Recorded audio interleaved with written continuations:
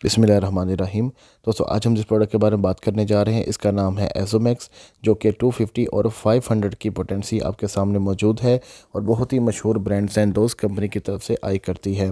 दोस्तों, ये जो 250 mg है इसकी प्राइस 550 रुपीज़ है, और जब हम इसकी 500 वाले टैबलेट की बात करते हैं तो इसकी प्राइस 407 रुपीज़ है। दोनों के अंदर कैप्सूल और एक के अंदर टैबलेट मौजूद है, लेकिन दोनों की जो इनकी क्वांटिटी है वो डिफरेंट है।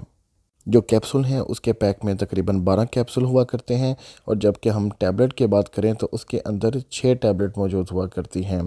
दोस्तों, दोनों के अंदर अज़िथ्रोमाइसिन फार्मूला इस्तेमाल किया गया है, जो कि एक ब्रॉड स्पेक्ट्रम एंटीबायोटिक है। आमतौर पर मैं नाम लेता हूं कि ये भी एक एंटीबायोटिक है, लेकिन इसके साथ मैं वर्ड एक ब्रॉड स्पेक्ट्रम इसलिए इस्तेमाल कर रहा हूँ कि ये बहुत सारे बैक्टीरिया को किल करने के लिए इस्तेमाल किया जाता है। इसी वजह से इसको ब्रॉड स्पेक्ट्रम एंटीबायोटिक कहते हैं। चलते हैं दोस्तों अपने इस रिव्यू की तरफ और देखते हैं इस एजिथ्रोमाइसिन को क्यों और कब इस्तेमाल किया जाता है और इसके नुकसानात और फ़ायदे क्या क्या हैं। दोस्तों, याद रखा जाए कि ये जो पोटेंसी है ये आपको ड्रॉप की फॉर्म में और इसी के साथ साथ आपको 200/5 ml के सस्पेंशन फॉर्म में भी आया करती है। चलते हैं अपने इस रिव्यू की तरफ। सबसे पहले हम बात करते हैं कि इसके अगर इन्फेक्शन के बारे में, तो हमारे जो रिस्पायरेटरी ट्रैक्ट इन्फेक्शन होते हैं, अब इसके अंदर हमारे आरटीआई के जो अपर रिस्पायरेटरी ट्रैक्ट इन्फेक्शन और लोअर रिस्पायरेटरी ट्रैक्ट इन्फेक्शन वो दोनों आ जाया करते हैं। अगर हम इसको सादा अल्फाज में बोलें तो आपकी जो सांस की नाली के अंदर जो आपके इन्फेक्शन होते हैं उसको कवर अप करने के लिए आपको नमोनिया की कंडीशन हो, और इसी के साथ साथ जो आपके अपर रिस्पायरेटरी ट्रैक्ट इन्फेक्शन है जिसके अंदर आपके गले के अंदर सोजिश होना, सिनोसाइटिस का प्रॉब्लम होना, और ख़ास तौर पर जो आपके टॉन्सिल्स का इशू होना, उसके अंदर भी इस अजिथ्रोमाइसिन फार्मूला को इस्तेमाल करवाया जाता है। इसी के साथ साथ जो एक फेफड़ों की सोजिश या फेफड़ों की दर्द का प्रॉब्लम होता है जिसे आमतौर पर ब्रोंकाइटिस भी कहते हैं, जो कि बेसिकली होता तो इस आरटीआई की वजह से है, लेकिन उस फेफड़ों की जो सोजिश है, वो जो उनका दर्द है, इन्फेक्शन है, उसको ख़त्म करने के लिए भी इस अजिथ्रोमाइसिन फार्मूला को ही रिकमेंड किया जाता है। इसी के साथ साथ दोस्तों एक ओटाइटिस मीडिया एक इन्फेक्शन हुआ करता है जो कि आपके कान के अंदरूनी हिस्से में होता है। एक रेशानुमा इन्फेक्शन होता है जो कि मोस्ट कॉमन होता है चाइल्ड में और बड़े लोगों में भी हो जाया करता है। तो ऐसे इन्फेक्शन के अंदर भी इस अजिथ्रोमाइसिन फार्मूले की जो रिज़ल्ट हैं वो बहुत अच्छे समझे जाते हैं, और इसको मुख्तलिफ एंटी एलर्जी के साथ कॉम्बिनेशन के और साथ में एयर ड्रॉप के साथ इस्तेमाल करवाया जाता है। इसी के साथ साथ अगर आपको हम इंटरकोर्स के दरमियान जो आपके ट्रांसमिटेड इन्फेक्शंस होते हैं तो उसको ख़त्म करने के लिए भी इस अजिथ्रोमाइसिन को इस्तेमाल करवाया जाता है, और साथ में आपके जो स्किन के इन्फेक्शंस होते हैं और मोस्टली जो आपको नमोनिया की कंडीशन या फीवर वगैरह होती है उसके अंदर भी इस अजिथ्रोमाइसिन फार्मूला को इस्तेमाल करवाया जाता है। दोस्तों, मैं इस वक्त जो भी फोकस कर रहा हूँ वो अजिथ्रोमाइसिन के ऊपर कर रहा हूँ। मैं ये नहीं कह रहा कि इस एजोमैक्स को इस्तेमाल करवाया जाता है। उसका मकसद ये है कि जिस भी मेडिसिन, जिस भी ब्रांड नेम की जो प्रोडक्ट होगी उसके अंदर अजिथ्रोमाइसिन होगा, उसका मकसद, उसका जो भी mode of action, mechanism of action होगा वो एंटीबायोटिक होगी और उसका मकसद सेम होगा।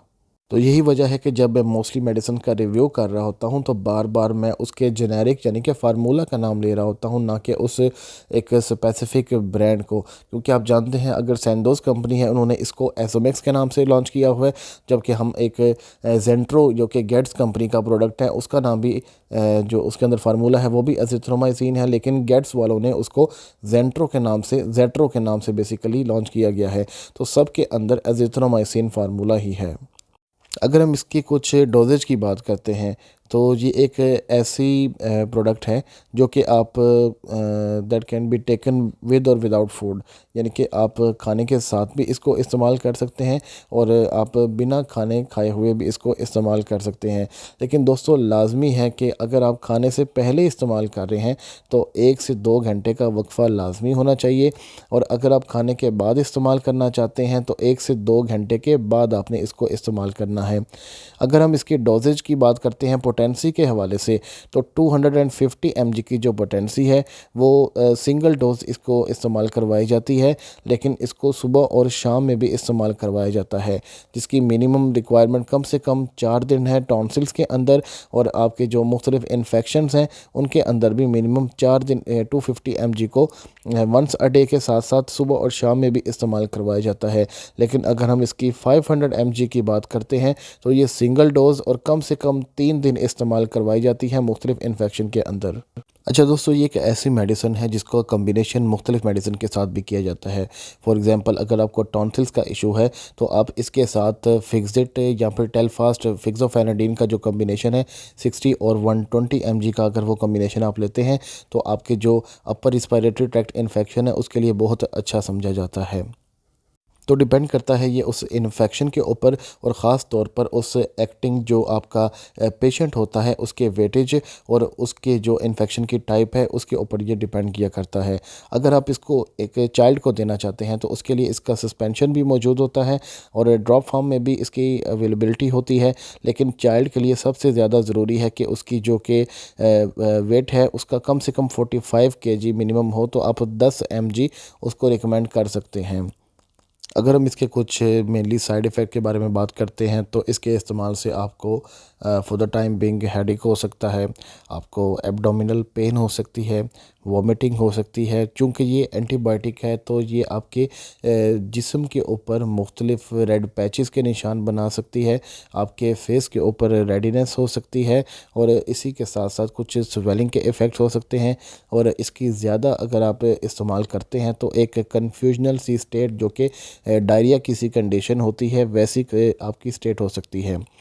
अगर हम बात करते हैं प्रेगनेंसी के हवाले से तो एजिथ्रोमाइसिन फार्मूला को प्रेगनेंसी में सेफ कंसिडर किया जाता है। इसी के साथ साथ जो कि नर्सिंग या फिर लैक्टेटिंग मदर्स होती हैं उनको भी ये फार्मूला सेफ कंसिडर किया जाता है, लेकिन ज़रूरी है कि डॉक्टर की राय ले ली जाए और अपने फिजिशियन के मुताबिक ही हमेशा इसको इस्तेमाल किया जाए। दोस्तों, अगर हम इसकी कुछ बहुत ज़्यादा एहतियात की बात करते हैं तो जो एलर्जिक पेशेंट होते हैं उनको ये ख़ास तौर पर नहीं रिकमेंड की जाती, और उसके अलावा जो कि एक हाईली स्पेसिफाइज्ड जो लीवर पेशेंट होते हैं उनको भी कभी भी ये अजिथ्रोमाइसिन